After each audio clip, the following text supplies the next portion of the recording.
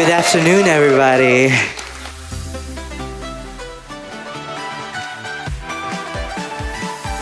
I just want to start with the question for the audience. Who thinks Belgium should be in the final? You're gonna make me cry already. Thank you so much. Thank you so much for showing up. This really means a lot to me.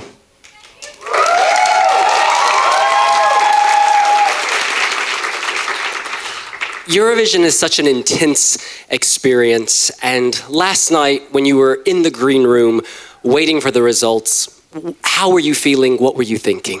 Well, I was checking the odds, first of all. Before my performance, we climbed up till like the fifth place.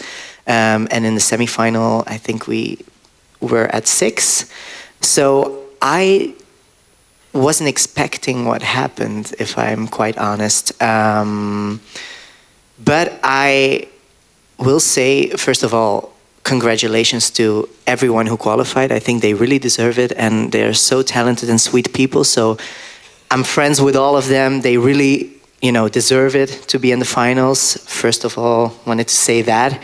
And I'm also very proud of myself. I think I performed well, I sang well, my act was good, I loved being on stage with my dancers, with my backing vocal who was in the backing vocal room.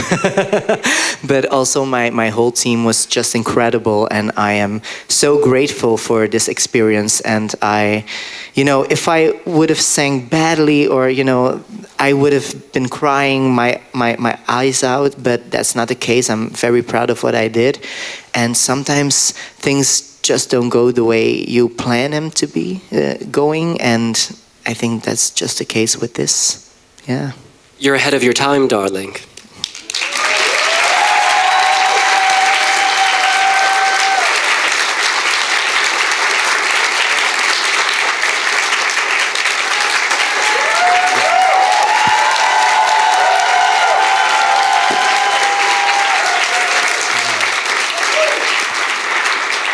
And you mentioned the Belgian team there.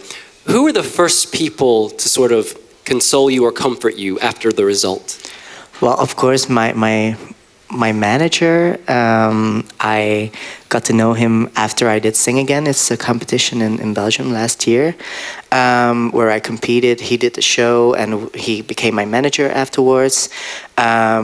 He was there from the very beginning, like before I was in Eurosong in the pre-selection. So it's really a parkour that we did together. And I'm so grateful for him because he was the first one to really believe in me. So props to Maarten.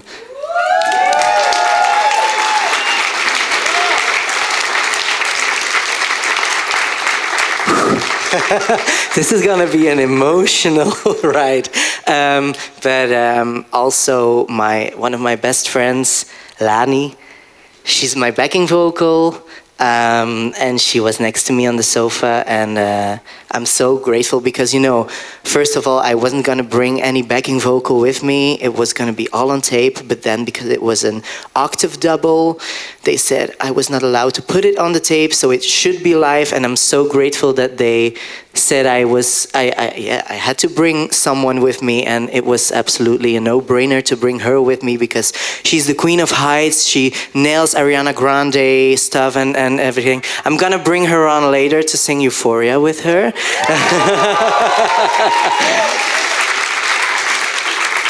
And it was at that moment that I really needed one of my best friends with me. And, everyone else, my dancers, the whole delegation, they worked their asses off, the last weeks, months to really, make me shine on that stage.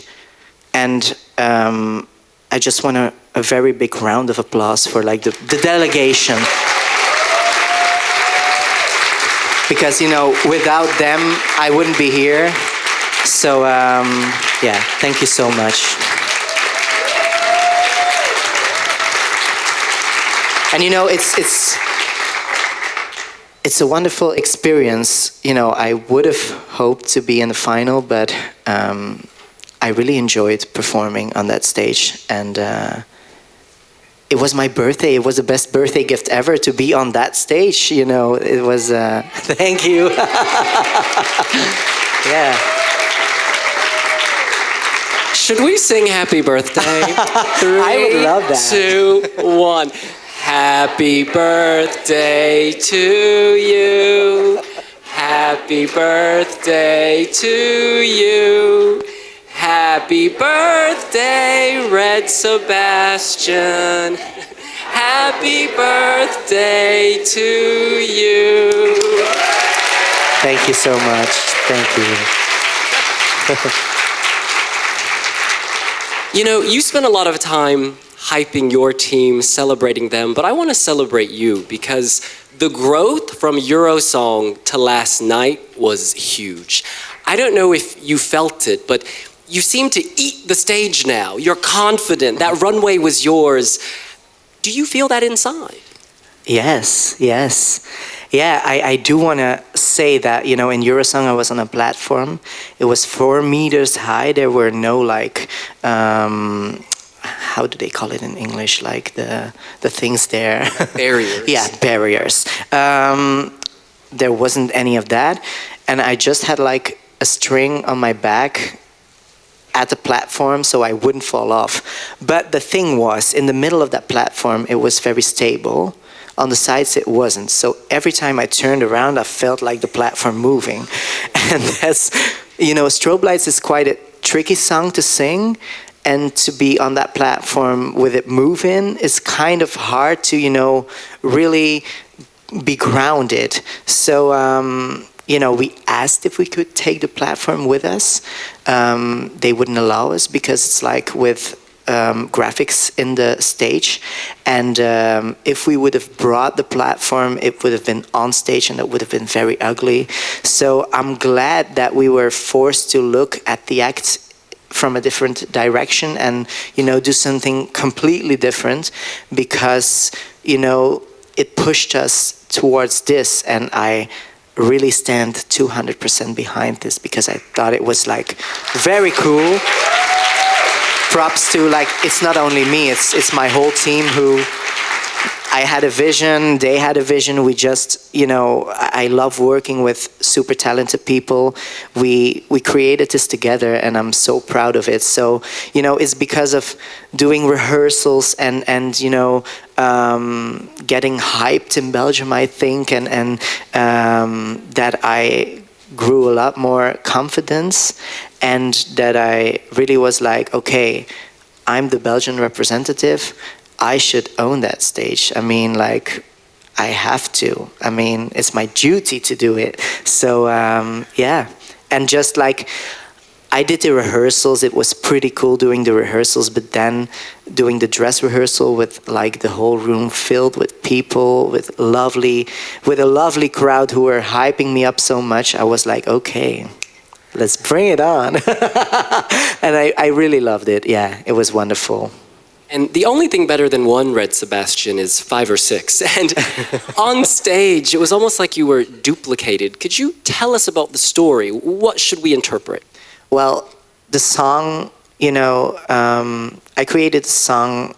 I wrote 12 songs for Eurosong. So basically my album is done. I wrote 12 songs. Strobe Lights was the last one. It's about going out and just living your life and total freedom. But for me, going to the club can also be like Alice discovering Wonderland. And I put that in the song. And I was like, okay, in my act, I also want to go into this surrealistic world and just explore all the corners of the club, play mind games. Like, as you saw, there were arrows on the floor. They were in the right direction, but going backwards, you know, like such mind games as that. And also I wanted to play with the past, present, and future. And those were like the clones were, you know, me predicting like what I was gonna do next. So they were already doing this, and then I came and I did that, to let the people see what I was gonna do next, and and play it, play it in a clever way. And at the end, the lights came down, and I had so much fun shooting the footage that was on like the back screen. I got to, put myself in, I think, 100 red different outfits. That's a normal day for me. And I got to dance to my song, and then it was all projected behind me. It was a club filled of 1 million Red Sebastians raving to Strobe Lights with me standing in the middle doing the high notes. So I really loved that part as well. We wanted to create that club environment on stage with the limit of only being allowed bringing 5 extra people with you. So we did it in the visuals. And there's a great moment where the runway is white, you hit the floor, and you're on the floor already. Yes, I was singing to myself. That was also like this mind game mirror. And, we had a lot of trouble doing that because, there were X's where my knees had to be. And the last time I rehearsed, the second rehearsal, the X's weren't there. So I was like, what am I going to do if I'm in the wrong place? Because, it's a tricky shot. If you're not on the spot that you should be, then it's not beautiful. But luckily it worked out. And I think it's also one of my favorite moments of the act, like just singing to myself. And yeah, it's surreal to think that I dreamed of this moment since I was like 7. I saw Lordi win, and I was like, okay, that place is, it's a space where everyone can be themselves, and nothing is really too weird or too odd to be on the stage. And thinking, going back in my head, being 7 years old, and now I have been on that stage. It's like real, yeah. It's special for me, yeah. And it's special for all of you, isn't it?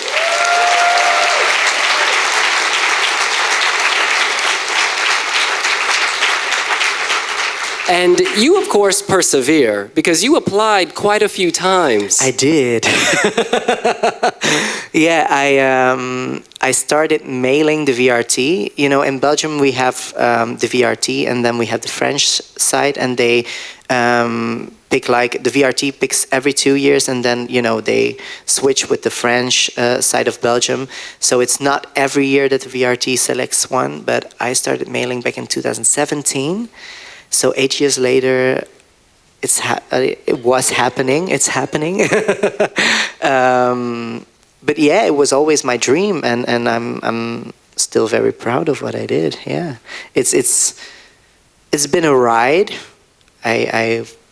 It's hard work, and Gustav always told me like it's gonna be a lot, and your schedule is gonna be so full, and it's gonna be a lot of hard work, and even days when you're like, oh, I don't want to talk, but I have to. And he also said like, it's going to be a lot more talking than singing, actually, and that's true.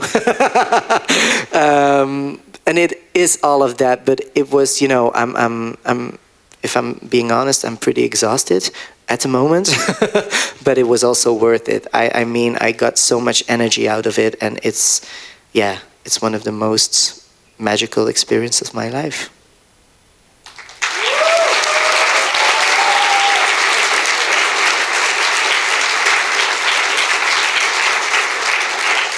We spoke in London about how you've had many lives, performing in restaurants, going to conservatory.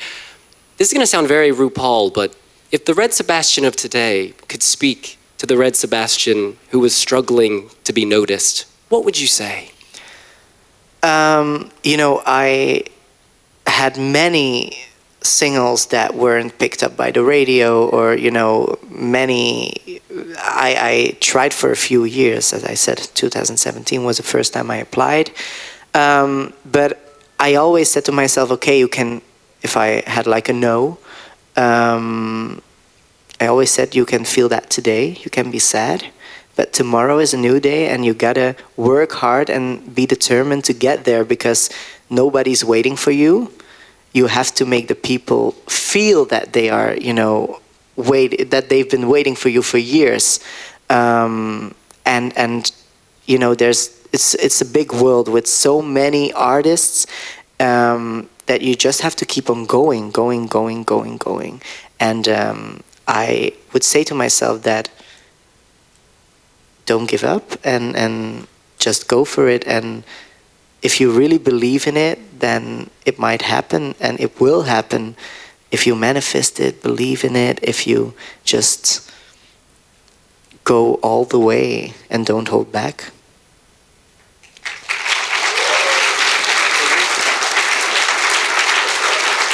But of course, I've also been lucky with, some chances. I got some no's, but I also had a few amazing things that I was able to do, like Sing Again, like Eurosong, like this.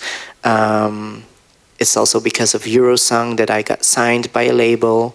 So my album is definitely coming.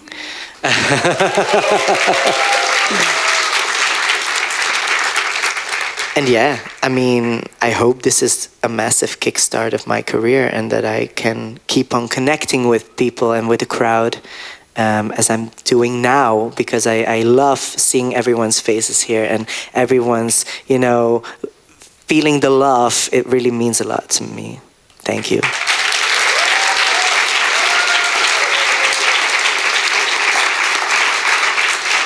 Well, I want to open the floor to questions from all of you. So please raise your hands, and Simon will come in the back behind the big flash camera.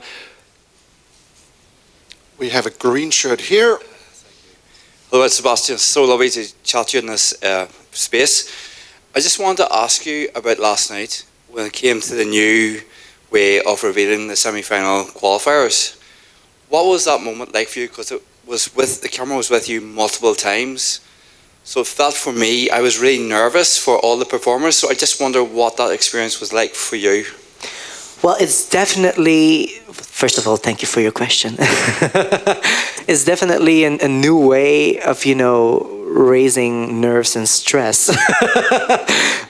Because, the cameraman was like in front of us when they announced the first three, but I was like, oh, is it going to be me already?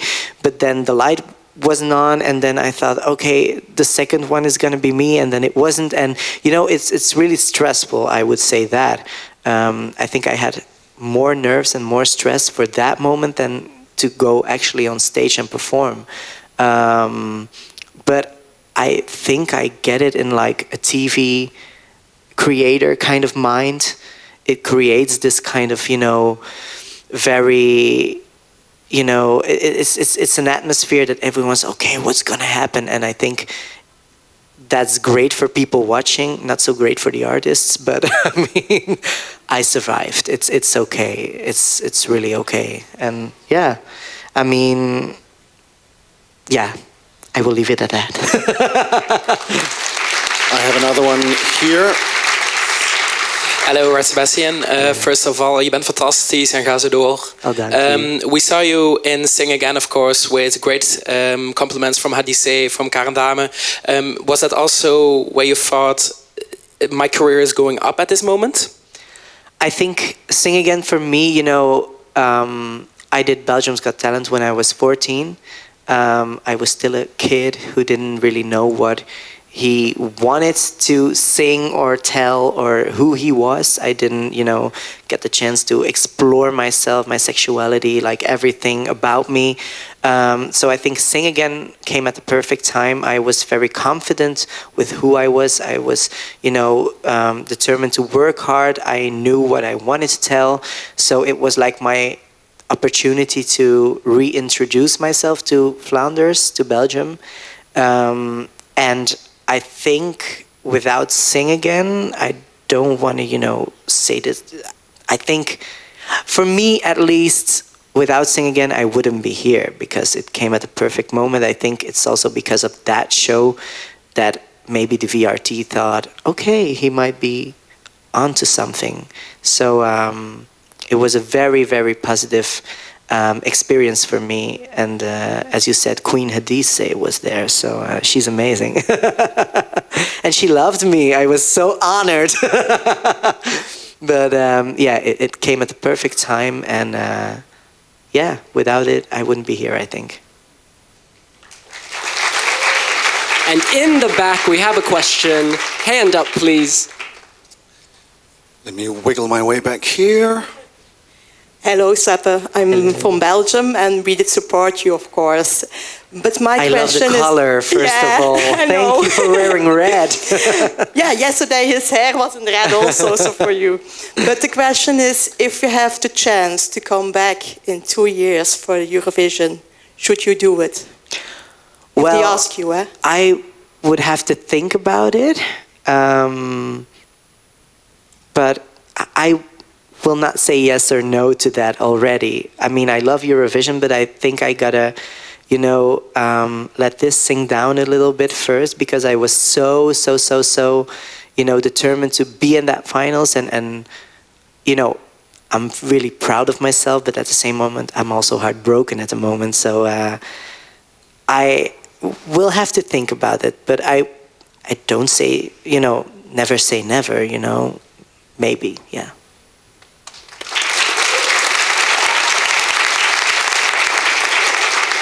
We have time for 2 more questions. There's a woman here raising her arm in front of the scaffolding. Hello, you special rainbow. I've got a personally question, because I like colors very much. I've got whites today, but I want to ask you if you also have other clothes in other colors, or do you have also all in your apartment or in your house all in red? And when not, how do you feel it when you wear other clothes? Well, in other at the colors? moment, my dressing is like fully red. Since the moment I did like the pre-selections in Belgium, I began, because I will tell this. First, I was red Sebastian, and it was always a little red accent. But then my team and I decided to, go fully red, like my hair, my clothes, my shoes, everything. So I had to buy a lot of new clothes, and I had to make place for them. So like all my other colors are now in boxes underneath my bed, and my whole dressing is like red. But it's also very easy for me to wake up in the morning and decide what color I'm gonna wear. Like I just open my dressing and I'm like, okay, I mean, it's definitely red. And my pants go perfectly with my tops, It's never even a question if it matches. I do like the color, if that's a color silver, I do like purple. Yes. But it's always going to be red. And I think if I'm wearing red, I feel like empowered. I feel it's the color for love, for passion, for ambition. And that's all that I want to express on stage. And even in like my daily life, I love to wear this because I feel empowered, and I don't have that with any other color. I understand you, and I think you're very sympathetic people, also men, and your color is also in your heart, and I think all here inside we feel your impressive, deep part that you express. Thank you so from much. Your underground. Thank you. Thank you.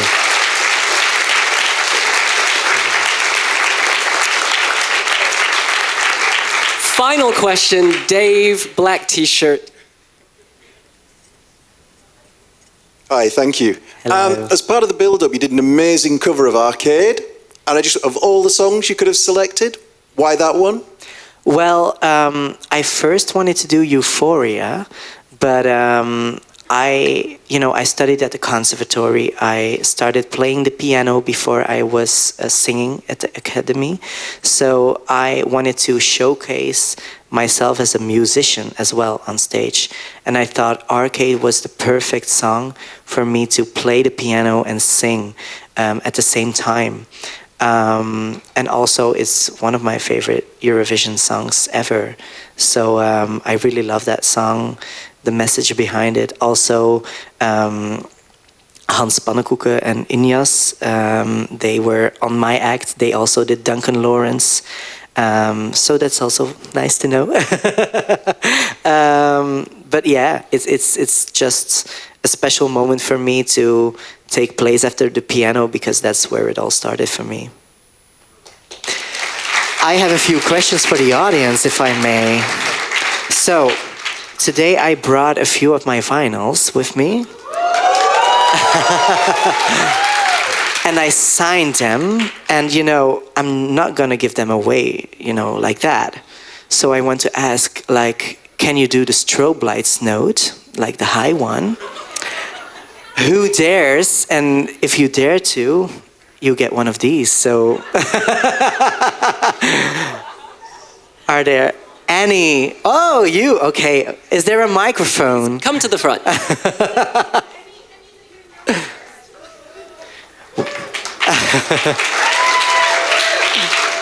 So I'm gonna start first and you take on from that.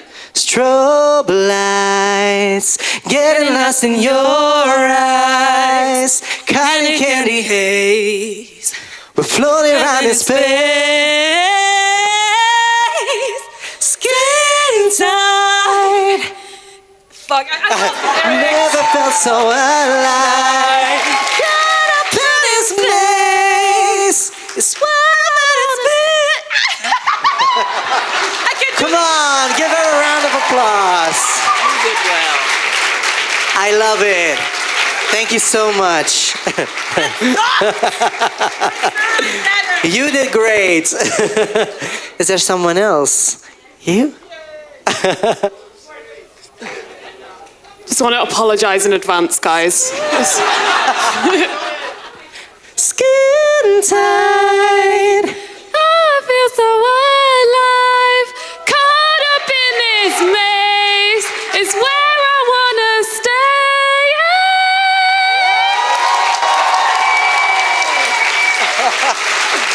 Love it. Thank you so much. You too? Oh, this is gonna be a whole karaoke session. Let's do it. Skin tight. Never felt so alive. It caught up in his maze. That's where I wanna stay. Wow. Oh, and you're going for the long notes. So lovely. I love your voice. You too. Ah. Skin tight. Oh, I feel so alive. Caught up in his mind. That's where I wanna stay. Love it. Thank you. Gonna do one last. I love your hat, by the way. Show it to the crowd. She made this herself. So lovely. Oh God, oh God. You ready? I'm ready as ever would be. Tight. I feel so alive, caught up in this maze. It's where I wanna stay.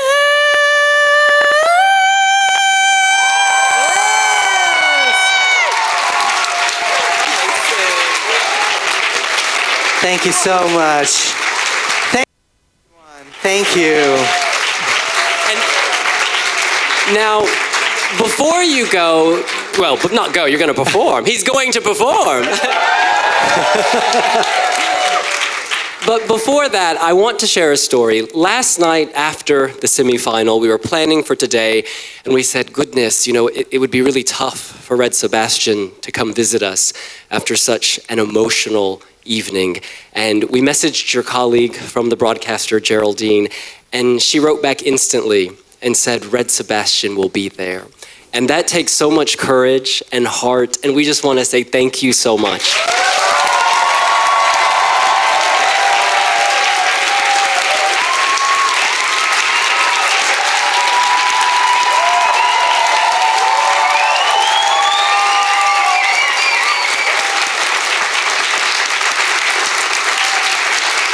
Thank you so much, everyone. And we have a little gift for you, and our lovely assistant is going to bring it over. Helvetia, who have generously opened this gorgeous room for us, have a gift bag. Oh, thank you so much. And they included something red. Ooh, I'm very excited to see. Especially for you. Wait, first of all, well, now I have something that's not red in my dressing. Available for purchase here and at Eurovision Village.